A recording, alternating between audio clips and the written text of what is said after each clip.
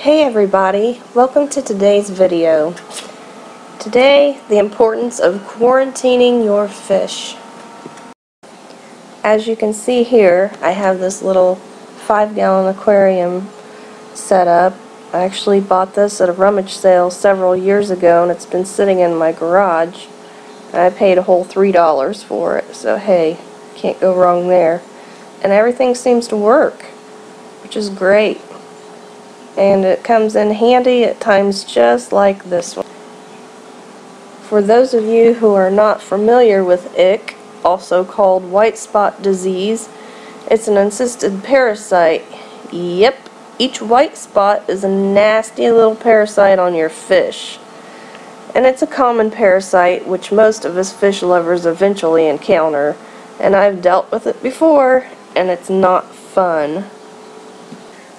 So this is the aquarium I will normally put fish in when I first get them.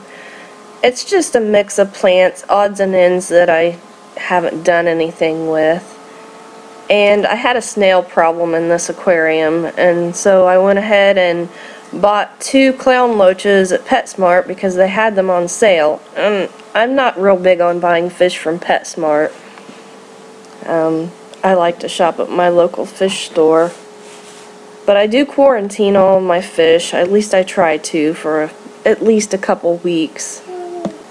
Now I don't know if you can see in this video too well or not, but I noticed yesterday that the 2 clown loaches I bought at PetSmart a little over a week ago have now come down with ICK.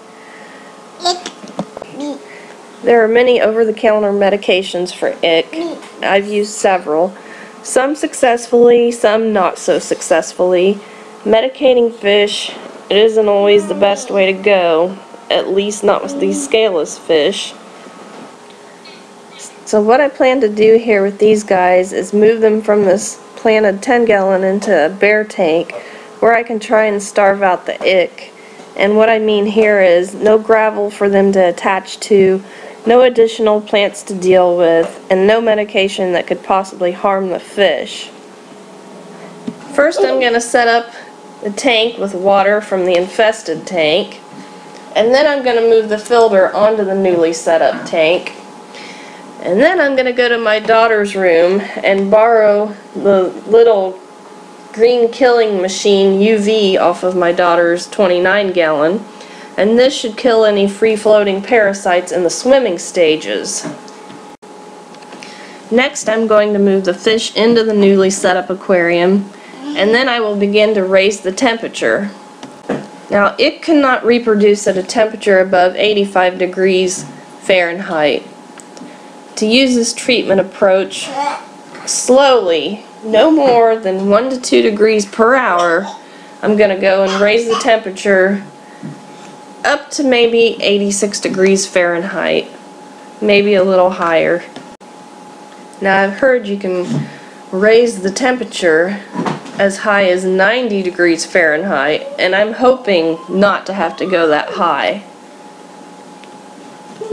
And I also plan to try to maintain some strong continuous surface agitation to oxygenate the water.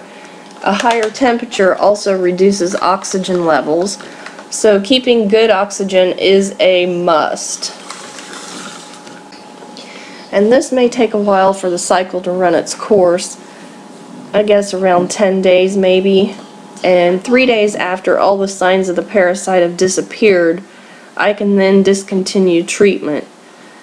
But I will then keep a close eye on these fish before moving them into any of my other tanks with the healthy fish.